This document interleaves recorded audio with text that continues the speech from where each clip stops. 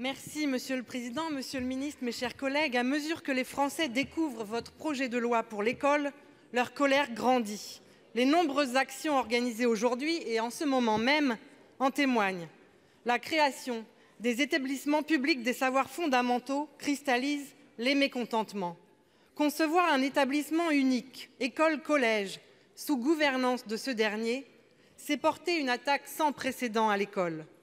Dans ces établissements, les directeurs d'école disparaîtraient au profit de chefs d'établissement et d'adjoints, davantage missionnés pour gérer la pénurie de moyens que pour porter un projet pédagogique et accompagner les élèves.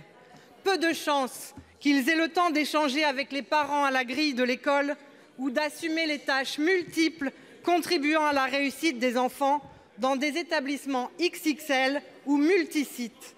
Mais surtout, au prétexte d'un vague intérêt pédagogique, on pourrait rationaliser, mutualiser, regrouper les écoles avec des conséquences graves. De gros établissements éloignés des familles, portant le coup de grâce aux écoles rurales. Les fermetures de classes injustifiées qui se multiplient dans nos territoires et qui conduisent à des effectifs surchargés ne suffisent-elles donc plus? Vous faut-il passer à la vitesse supérieure? Ça n'est pas ce que veulent nos concitoyens. Faut-il que vous soyez sourds pour ne pas entendre la demande de proximité qui s'exprime comme jamais dans le pays, grand débat ou pas? Ma question est donc simple. Renoncerez-vous à la création de ces établissements publics des savoirs fondamentaux qui n'ont d'ailleurs fait l'objet d'aucune concertation, ni avec la communauté éducative, ni avec les associations de maires pourtant concernées au premier chef? Pour vous répondre, la parole est au ministre de l'Éducation nationale et de la jeunesse, Monsieur Jean-Michel Blanquer, Monsieur le ministre. Monsieur le Président, Mesdames et Messieurs les sénateurs, Madame la sénatrice Céline Brulin, je vous remercie pour votre question qui me donne l'occasion de donner quelques éléments de clarification et peut-être de vous rassurer parce qu'au fond, il y a beaucoup d'éléments dans votre question qui ne sont pas exacts. Premièrement, c'est l'occasion, puisque je viens de les avoir, de vous donner les chiffres de la mobilisation qui donne donc en moyenne premier et second degré 7,8% et s'agissant du premier degré 14,8%. C'est d'ailleurs 10 points de moins que la grève qui a eu lieu le 25 mars dernier. Cette mobilisation, je la prends bien entendu au sérieux, mais je voudrais que le débat d'idées se fasse autour de choses réelles. Et je voudrais donc maintenant revenir sur au moins l'un des points, qui est l'établissement public des savoirs fondamentaux.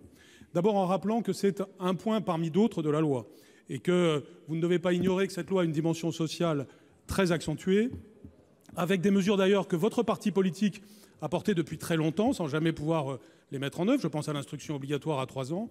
Et puis même si on fait un peu d'archéologie politique, on verrait à l'après-guerre votre parti assez favorable à l'idée d'une école qui permette de mieux lier l'école et le collège. Mais je n'ai pas le temps de développer ce point. Le fait est que l'établissement public des savoirs fondamentaux, je l'ai dit, est une option. Ce n'est certainement pas quelque chose d'obligatoire.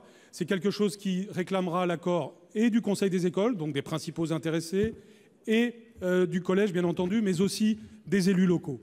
J'aurai l'occasion de le dire devant cette Chambre, puisque ce sera au mois de mai que vous l'examinerez. Et vous me dites que ça n'a pas été discuté précédemment. Ça fait d'abord des dizaines d'années que cette mesure est dans, je dirais, dans les discussions, dans le débat public. Mais surtout, je suis un peu étonné qu'on me reproche de jouer le jeu du débat parlementaire, c'est-à-dire nous avons pris un amendement à l'Assemblée nationale, nous prendrons certainement des amendements ici, nous améliorerons certainement le texte, et j'imagine mal que vous puissiez nous le reprocher. Je voudrais simplement, pour terminer, insister sur la dimension sociale de cette loi et dire que ce point-là, qui peut se discuter, et je suis prêt à en discuter, qui est fait non pas pour abîmer les écoles rurales, certainement pas non plus pour affaiblir les directeurs, mais au contraire pour renforcer les écoles rurales et pour renforcer la fonction de directeur des écoles.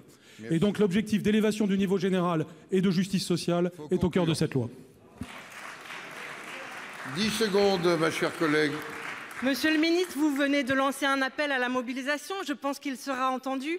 Et nous avons l'expérience sur le terrain de volontariat qui n'a de volontariat que le nom, puisqu'il n'est pas rare qu'une DETR soit attribuée moyennant une fusion d'écoles ou un regroupement. Et donc nous ne croirons que ce que nous verrons et ce qui sera le fruit du travail, je n'en doute pas, ici au Sénat. Je vous remercie.